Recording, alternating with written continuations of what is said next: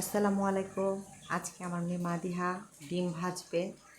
যদিও আমি হেল্প করছি, তার খুব ইচ্ছা হয়েছে ডিমটা ও ভাঙবে।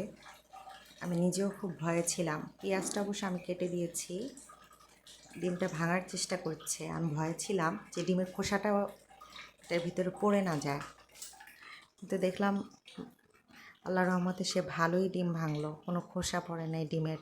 অনেক যত্ন সহকারে আমার মেয়েটা ডিম ভাঙলো। আমি বারবার নিষেধ করছিলাম যে দেখো সাবধান, পড়ে না যায় ডিমের খোসাটা। আমি আজকে অনেক হ্যাপি যে সে অনেক যত্ন সহকারে ডিম ভাঙা শিখে গেছে।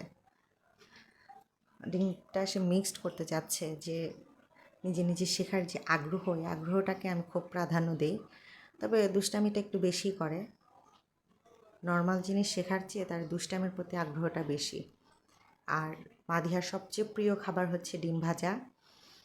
যখন আমি ভাত নিই ডিম ভাজা দিয়ে, ভাতটা থেকে যায়, আমি মাথাটা একটু ঘোরানোর আগেই ডিম ভাজাটা পুরাটাই মাদিহার মুখে চলে যায়। সে নিজের হাতে প্লেট থেকে ডিমটা নিয়ে খেয়ে ফেলে।